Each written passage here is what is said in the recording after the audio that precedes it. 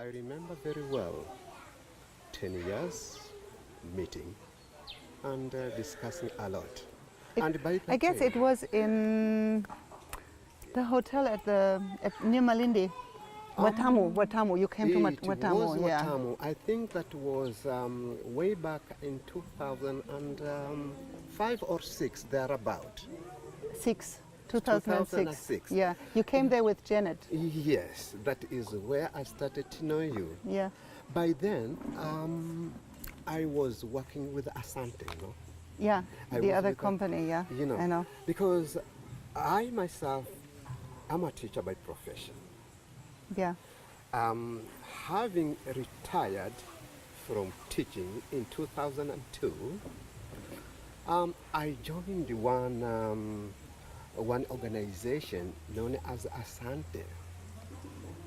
I can remember this. You can remember this, So I worked with Asante from 2003 up to 2006.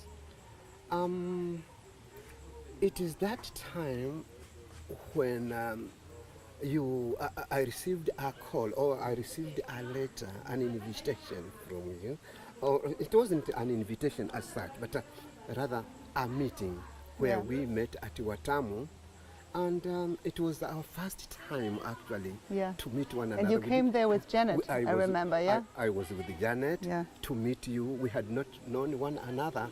It was strange because meeting somebody you have never met. Do you remember that our story started with a robbery? Indeed. Because I had only a photo from you, and in these days, all the black-skinned people looked the same for me. So we went out of the hotel, and the first taxi driver picked me up and said, I will bring you to Mr. Karani. And then he noticed, no, something is wrong. And you were waiting at the gate. I was. And then he called his taxi friend and he said, send her back immediately because Mr. Karani is waiting here for her. You can imagine. Yeah. It was actually a time of anxiety because here I want to meet a couple. I want to meet Gabi. But where is Gabi? Because the time is gone and I don't meet her. Yeah, it was really strange. It was terrifying a little bit. But all of a sudden, you appeared and said, okay, here we are. And we started with a good tea. We started with tea, and so we met. Long time ago. It was. So we started with Janet and you and Peter. Yeah. Yes. When I'm visiting the families now, sometimes I remember those days when we visited our families walking. Now we have 2 cars, a tuk-tuk, a motorbike. But in the early years, when we visited the family, we have to walk. And those families who are far away, we took a taxi. You remember? All these millions of taxi drivers taking our money. And we visited all the families, and then the muddy roads, the sandy roads. And you always told me, oh, it is not far. Only 30 minutes, and then after 1 hour. But now we are reached it. Now only 30 minutes. So we spent the day till in the evening. Let's come to the walking itself. Yeah? It was a great experience, so to speak, because walking from one family to another, imagine covering about 10 or 15 families. Yeah. It was hectic. And remember, we covered on foot, walking here and there. Spending the whole day walking, sweating. We oldies had a lot of energy. If you do it with young people today, they are tired after 5 families. It was a real experience. Really? It was a real experience. So. And then the day came. I remember something else. We visited a school here, Bustani. Bustani, yes, just around. And I remember the headmaster of this school has a stone house. Yes. And I asked you when we passed the house, are you interested to have a house someday like this? And you did. Said, I remember that this would be my biggest dream. And now, look around. Gorgeous, so to speak. Because during that time, I had not even, a mud house. Just, in fact, I started living under a tree. You can't imagine, but I started under a tree, sleeping there. Then when you came up with that, it was dream. But Richard, you were like this. you were thin like this. You can notice the first photos of me. Yeah, it was really, it was, and always hungry. Always hungry. Like an eating, so to speak. And when we went for lunch, you always took half of your lunch home to your children. Indeed. I will always remember this. And indeed, because I could not actually stomach all that, take all that without a share to my family. Yeah. And then the day came that we decided we will build a school. The idea came, yes. You brought that idea. You brought that idea of building a school. Yeah. Yes, you did and that. You showed me the place on the hill. And I remember that I thought, what the hell is he showing me there? Only trees and bushes. Here cannot be a school. It was really difficult in the beginning. The place was bushy, but I could imagine, suppose we start a school here, on this hilly place, a bushy place like this. So I imagined that place, and so you said, yeah, we had the same vision then. Indeed. About these white and blue colored homes and school classes, yeah. Yeah, sure. But in the beginning of the school, we had no electricity, we had no water there. So our mothers had to carry the water and the cement and the sand uphill. There were not a road, not even the bad road we have now. It was just a pathway. Yeah. First of all, the place was bushy. Our first challenge was to clear the bush, indeed. Yeah. And after clearing the bush... And not bushes, trees, with roots like... Yeah. Felling the trees, clearing the bush, and making the place look, nice. It was really hard job. Yeah, it was a challenge. And there was no single building. So starting a school without a single building... Do you remember the funny story about the lawyer in Mombasa when we wanted to have our papers? It was terrible. Climbing. I guess 13th or 14th floor. And we went there 3 times because first time the owner of the plot, we arrived there. The lawyer said, okay, can I have your ID card, please? And he said, oh, my ID card got lost in 1953. and I have only this paper from the police. So we were sent home. We were. Second time we went there, the elevator still not under construction.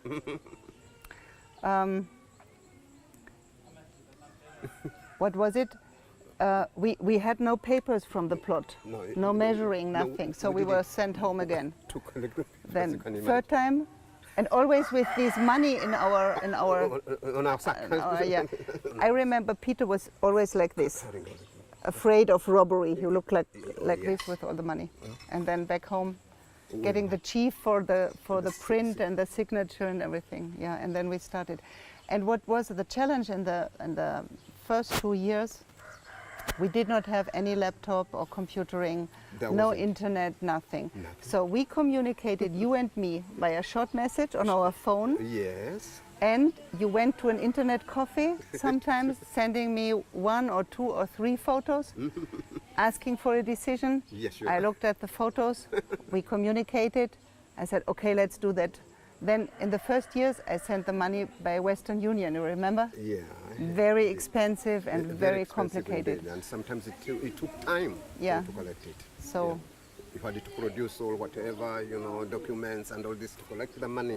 And this was time wasted. So yeah. Yeah. Had you any moment to think, no, this is too big, I cannot? You? Of the project? Yeah. Starting a project has got a challenge. Sometimes you feel a little bit nervous. How do I care about this project and really succeed? So, you get a little bit nervous, but then you have to get courage, Yeah. But I had the same idea. How do I go about this? And I was a little bit nervous. For me, there were 2 situations where I thought, no, this is too big. I cannot do it anymore. The first situation was the dining hall. Because remember, till end of the dining hall, it was only my money to spend. Yeah. And it was a very big amount of money. And the dining hall, it was so huge. Thanks God it was huge, because you was the one to press me and say, no, we make it bigger and bigger and bigger. Okay, so now we have a big dining hall with roof and everything. And the second time I thought I cannot do that was when you came with the papers about the primary building, and we do it first floor and second floor on a plot like this. And I thought, this man is crazy. No, this cannot work. And I remember that most of the money we spent for this huge building was inside the earth. So the money was really inside the hole. I put the money there and you could see nothing because of this strong foundation we needed. The foundation was big, and all the money was spent down the ground, so to speak. So this was really a big challenge. And then we discussed over years, secondary or not. We did? Yeah. Oh, every 2 or 3 months you came and say, the idea of secondary school. What about a secondary school? And I said, no, I have enough with it. And now next year we start secondary. This is so funny. It is. So, yeah. if you have to describe what is different in our school to other schools in Kenya, in a few sentences. I would do that because I have been to many schools. I have been with many directors. They have discussed with me, or they have told me about their challenges and whatever. But to my observation, generally, our school is unique. It's unique because on the side of buildings, on the side of these programs, on the side of the curriculum, I think we are unique because we are doing very well. We have steady learning. We have never had a break of say, okay, no strikes. No strike here. Here we have failed and we cannot continue with the learning because the teachers have missed salaries. So our school is unique, so to speak, because we are doing very well on the side of learning. And everything for free.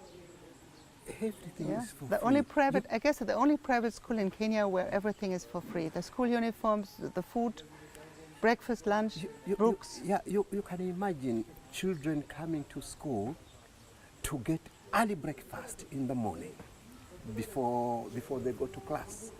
And then at 10 o'clock getting, second breakfast. And then lunch at noon. Yeah. So we have no hungry pupils in class. Oh, no. And this is improving the quality of learning, of course. Indeed. So our teachers have really good, sounds motivation. Crazy, but good material. Children material. And for me it is the biggest challenge to show that using some money you can do the best things even with the poor. Because imagine we have only 10% of the parents of our pupils visited school. 10%. That means 90% of our parents never visited school, are analphabetic. They never. So it is easy to get good results with a son or daughter of a lawyer or a doctor. But we have children who are the dropped out of a community. And they wouldn't have any chance in life without this project. And if you see their marks, we are above average. We are. So there is no difference between the rich and the poor in intelligence and in learning and in ambition. Exactly. And this is what I want to show the world. And this could be a model for every country and for every poor society. And I'm very happy now about the class 8. Let's see the exam results, and I guess people will be really surprised what is inside. Yeah, our class 8 have just concluded the examination, and we are really expecting good results from them because they have been well prepared. The children have been, prepared very well. The teachers have done their good job And in fact, they were confident. Yeah. Then we offer so many things. The library, books from Europe, the big English classic children books, or we offer medical treatment if a child feels some disease or something. We do not wait till the parents have the money to take them to the hospital. No. We do it just right now. Then one of my slogans or one of my claims is, even if you're poor, you have the right to beauty and art. So when you see our school buildings, there is an artist doing some paintings. We do so many things for the eyes, the colors, the plants. There is no rubbish around, no paper on the floor. It really looks good for the eyes too. Sure. And I guess in a good atmosphere and a good surrounding, children can learn. And for me, I ask you what is special in this school, or what is special perhaps in the project. For me it is, I never wanted to produce adults who can read and write, but they are unemployed. So this is nonsense, because if you had a good school education and then you do not find a job, it is a bit more frustrating as if you never visited a school, so to say. So my hope is that we offer so many things, as what I would call a spirit, a European spirit perhaps, looking beyond the fence, looking farther than the horizon, learning computering, being part of a modern society that I believe our children will not fail. Even if they do not reach the university, they will have good jobs. And really my hope is that they come back to Kilifi and making a change in the society and in the community, and perhaps some of them will help in the project. This would be the best thing ever. This is the basis. Yeah, or the teachers, or... And that's why we have introduced that computer lessons there, to nurture the children, to bring up the children to be self-reliant, so that after the completion of the studies, they can really help themselves. This is the basis. Yeah. Sure. And you, as somebody who saw a lot of projects coming and going in Kenya, because you are the president of YMCA in Kenya. I saw your photo there, very smart young man. Yeah. You brought the Red Cross to Kilifi. You worked with Asante, now you work with ours.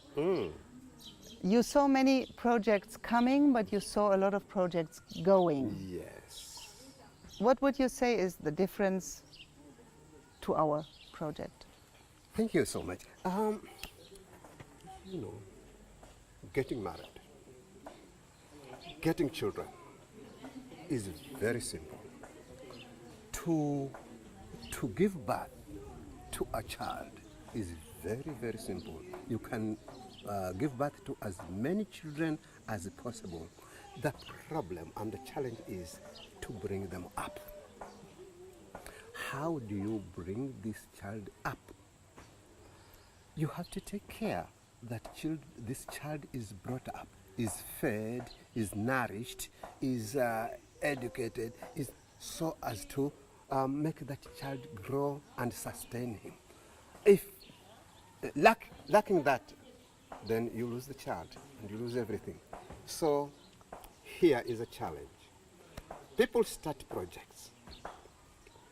They start them. So wonderful to start a project. But to sustain it, to sustain this project is a problem. So you need a good vision, dedication, and also forecast. I'm happy that with our project, we have had such people like you. Thank you. In fact, you are my role model, so to speak. I have been with the organizations. I can't mention them all, but I have seen projects coming today, tomorrow it has collapsed. Why? Dedication is not there, motivation is not there, solve this and this. After a year or two, this project, collapses. But I'm happy that our project has sustained up to date. And this is attributed to your hard work. I've never come across a person as hardworking, as devoted, as, focused. But sometimes I'm very strong, shouting around. Yes, and that is a trait. If you want something to go, you have also to be aggressive. You just can't relax. Yeah. Despite that, you sacrifice your energy, you sacrifice even your money, time, and everything. You have also to be aggressive to see that a project runs. And I'm happy that you have been a force behind all this. Yeah, I guess you may not do things only by your heart. You have to use your brain too. You have to use your brain, yes. You have to use your brain and to use your brain and to make sure that whatever you focus is successful. Yeah. So I'm happy that our project has sustained. I'm happy with you too. Yeah. Indeed. So when I have to tell something about your person, how can I describe you? You are very focused, and you are really the most loving person I know, because I guess you love everybody and every animal and every plant and everything. You are never aggressive, always dedicated to what you're doing, and always willing to learn. Yes. I remember your days in Vienna when I invited you to Austria. You were always learning something, and like a child, getting everything inside. Eating the whole day, not only really eating, but eating the impressions you got. The impression of everything, the nature of the place. Yeah. And I remember your favorite dish is ice cream. Ice cream. Yeah. It was a very nice experience. In fact, visiting Europe, or Vienna for that matter, it was an impression. It was very, very impressive, and I really learned a lot from that end. Yeah. People are busy here and there. You cannot see just people idling, But when I visit your home now, I can see some of these things you learned in Europe. And this is good. People who come for an invitation, they bring back their impressions to Europe and changing something. They are perhaps no longer satisfied with what they have, and this is good. Yeah. This is a good struggle. Let us do more. Yeah, even in school. That seriousness of the people was what really attracted me. You go to every place, find people busy. They have even no time to talk to you unless it's not only positive. Yeah, unless they said, okay, here you are. Then they come and really they hug you. But people are busy. But they are good people. They're very, very, very, hospitable. When you meet people, they actually come and say, oh. We say the same about the Kenyans. This is what was impressing me. What was really interesting in the beginning when we started with this kind of sponsorship, that people could not imagine here that in far Europe, many thousand kilometers away, there is one person taking care for their child. They were wondering, but how can this wonderful school be for free? And when we explained, okay, it is not for free, but somebody else is paying the school fees. Who is it? He's in Europe. You remember, they were really astonished. So this system of having sponsoring in Europe to send a child to school here, this is how we work till today. So all our children have a sponsor in Europe, and we are looking for sponsors, of course. And the elder the children are, the more it costs, of course. Now, for the secondary, for example, it's double than primary. Why? We need more books. We need better teachers, better educated teachers. We need more to feed them. And in our school it is perhaps easy, but in some other schools they demand for school fees. So we have to pay for these children even more than for the little ones. And the biggest challenge for me when I'm home and looking for sponsors is everybody wants to have a cute little girl. It must be a girl, yeah, with these dots around and the cornrows on the head. But the real challenge is to guide kids in the age of 14, 15, 16, when they are reaching secondary school, perhaps they reach university, and you cannot drop them. No. Because this is the biggest challenge. It might be easy to feed them during the primary season, but when they really are at the corner of developing their former career, then they need help. And perhaps this is the difference to other organizations. I know a lot of organizations because during my whole life as an adult, people earning money, I had the sponsorship for children all over the world, from all the big organizations. And it is always the same system. When the children are getting expensive, they are kicked out of the program. And this is a big challenge for us. It is. Because our children are growing, and what I'm telling my people at home is, if it is your own child, you cannot say, I love you only as long as you are tiny and cutie and not expensive. You have to love these children when they're expensive. And this is a big challenge for us to find these sponsoring people for the elders. And I'm happy to note that our parents are quite aware that that education just is not for free. Somebody is, supporting that, Not just that the children go free and all this, but they have learned that for their children to go to school, there is somebody who is really sacrificing his whatever to educate that child. So, given that in mind, they are very thankful.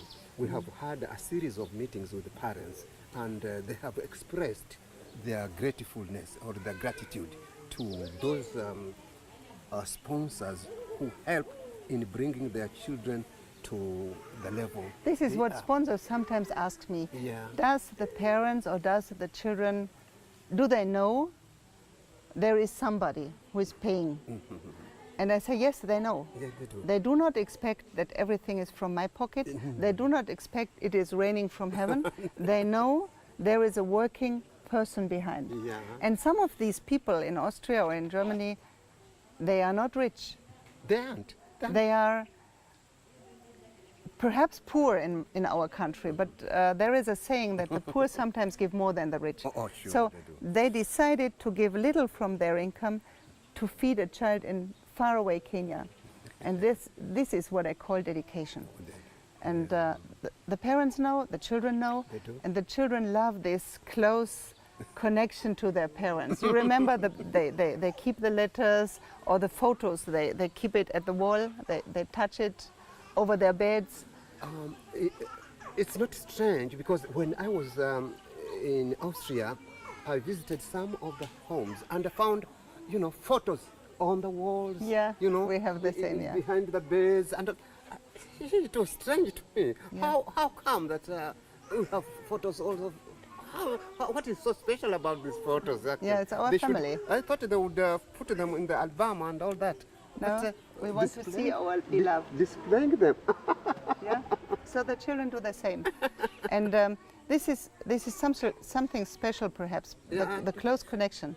And over the year we have many guests in the school, and they are all welcomed. You do not have to announce it weeks before. You make knock knock and you are welcomed. You can come in, visit the school, look inside the classrooms. Many people cannot imagine that this is possible. No? But it is, because there is nothing to hide. Yeah, sure. So we can say we came from far. We have traveled all the way. Yeah. So what is the next? To improve on what we're already doing. Yeah. So that we make it better. So this is our real mission. Yeah. The next step in buildings is we want to complete this building at the gate, this secondary. We need more rooms for our children. Yeah, yeah. I want to buy the neighbor plot. I want to make a nursery on the neighbor plot so that we have nursery separated from the learning classes. So it's never ending. It's never ending. Especially for the new project, this secondary school project is really a challenge, because going for money for this project is really a challenge. But I'm optimistic. Yeah, I am too. You know what one of the sponsors told me? Yeah. It was such a nice sentence. He said, "This organization is the only one I know where I give 25 euro, and in Kenya it is 30, Yeah. because you add. Yeah. Sure. All the others take away." So we add. We are always adding, and yeah, it will be a long way. Yeah. But I'm sure we shall succeed. We have already succeeded. So with these envisaged plans, we shall succeed. Sure. I'm very much convinced that we will. We will. So we in will. 10 years we sit here again? Not even in 10 years. In 5. Okay. A few years we In a come few together and years say, oh, we okay, come this together is what we have done. with all your kids growing around. Yeah.